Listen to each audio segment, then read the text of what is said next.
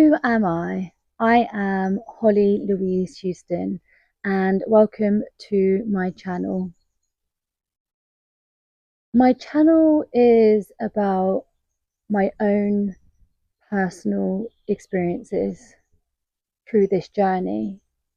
And for me, it's been the journey of the unknown. And it's had its ups and downs, like a roller coaster.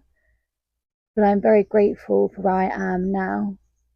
And it's taken me a while to have the confidence to share what I know and what I have now felt in my heart, but now is the time. So I was born in Southampton, England, 1987, and I am a Gemini. My parents separated at a very young age of 3, so I do have the abandonment wound. And because my parents were separated, my mum had to work a lot of hours to keep us afloat. And she had to really look after 3 children all by herself. So, in a way, I do have the neglect wound as well. And at a young age, I was sexually abused at the age of 4. So, I have the wound of sexual abuse.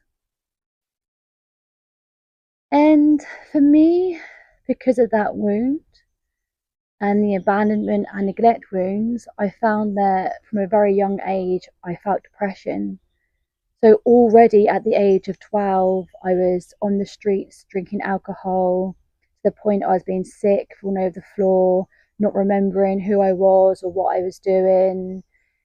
So at a very young age, I was self-sabotaging myself, not really knowing how to monitor my emotions or what I was feeling. And in a way, I feel like a lot of children that age in the era in England was like that. So I know I wasn't alone in that journey. And I feel for me, my depression started to get worse when I had my first relationship. And towards the age of 15 to 18, well, it was more like 18 to 20, it became abusive, like mental and physically abusive. So from the age of going from a young girl to a young woman, I was in this turmoil of like pain and suffering. And for me, it was another access point to my depression and anxiety that I was feeling. And I finally got out of that relationship.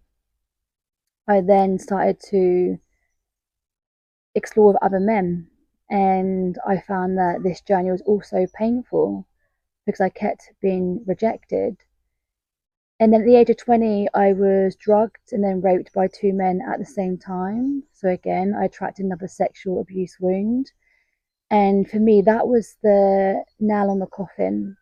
And from there, my life just went spiraling down and down and down. I think I got to the point where I hated myself so much that it was through the self-harming that I'd feel some sort of like relief because I felt so numb and empty. Or I went spiraling out of control and I was having meaningless like intimacy with men just to fill the emptiness I felt inside, or just had some type of connection to love. Because, you know, being somebody that's been sexually abused, you mix the pain, pleasure, and love together, and you don't actually know the difference because you're so caught up in that like manipulation of grooming. And for me, this was like, again, a very difficult time for me in my life. And I feel like when I gave birth to my daughter Mia, she really saved me.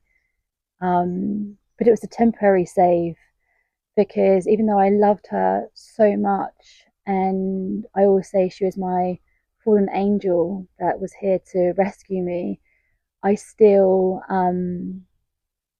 felt depressed. I still felt that emptiness, that void. being in a relationship, a partnership. I started a business where I was very competitive, aggressive. I was very much in my masculine energy, in my ego. I was narcissistic. I was manipulative because all I cared about was money. Because for me, growing a large business and being successful and being seen and heard and having lots of money was a way of me filling the void that I felt inside my heart. And for me, I kept running and searching, but nothing was filling this thing within inside of me. And again, for me, I was very much a alcohol drinker every weekend anyway, from Friday to Saturday. I've been drinking like that non-stop since I was on the street, since I was 12. So for me, drinking at weekends just become part of the package. I wasn't drinking during the week then, it was just mainly at weekends. And then when me and my partner decided to separate, I went down into another deeper level of depression and I started to take drugs. Cocaine, MDMA, pills. And yeah, so for me, I was spiraling down, down, down. And I thought by going back with him and getting back with him, things will get better. And they did get better because we had our beautiful boy. And again, but from then, it's like after having him, I then went into postnatal depression. And it felt like the depression was even worse, where I couldn't get out of bed. I couldn't maintain the normal life of being a mum, of being a businesswoman, of being a partner. And I was wearing all of these masks: the cook, the cleaner, the mum, the businesswoman. The woman had to be sexy all the time and to look pretty. And this mask becomes so heavy. Like I feel like I had iron on my face and this massive weight on my shoulder was just pulling me down and dragging me down into like the depths of this big black hole where I was suffocating and I couldn't breathe. Even going back to those moments, it's like even now I feel because I remember that feeling. I remember being there. And we thought like moving to Spain, coming and starting a new life would be here and it would be beautiful, and it was at first. But after being here for a few years, we soon realised what we're doing is actually just running away from ourselves. So I had to make the most important decision of my life, where I was suicidal. And I got to the point where I was just about to cut myself, and there was a voice inside of my head like, no, stop, change, go to another direction, move to the left, don't go to the right. And I did. And that's what happened.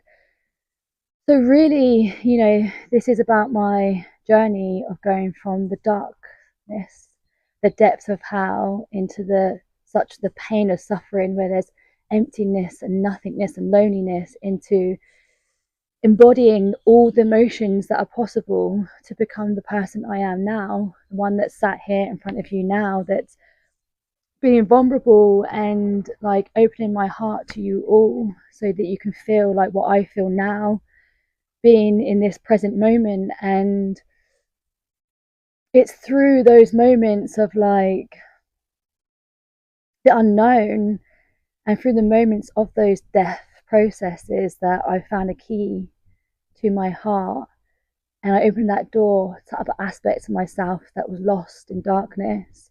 And now I'm feeling more whole. I wouldn't say complete. No, that's not possible. I don't know, but I'm feeling there and I'm getting there. And if I can, put into words like how my heart feels, and I want to expand this vibration to you all. And it's like the feeling of like an innocent inner child, of like this rainbow frequency of like having all the colors of the spectrum of the rainbow at the disposal of my hands, because of my darkness, because of my new creation that I've transitioned.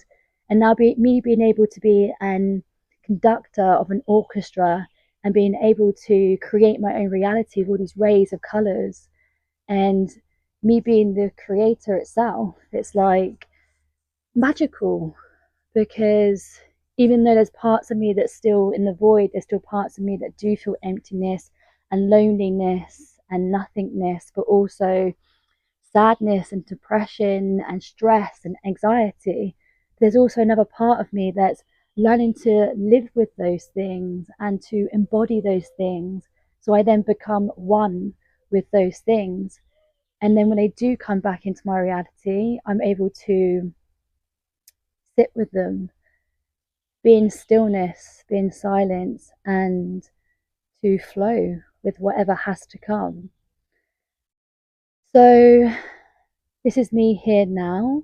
I can describe in words. I have days of like happiness, joys, pleasure, euphoria, and all of these beautiful words that I can spell out to you. But what I want to create with my platform is, I just don't want to sit here and create videos through words. I want to express through my emotions and explore with you to the point of unknown within my heart and within your heart. I am you and you are me because we are one. And you'll see throughout my artwork, through my storytelling, through my dance, through my body, through my art, is the expression of who I am and what it's possible to become, all of us. So there you have it. I am Hollie Louise Houston, and welcome to my channel.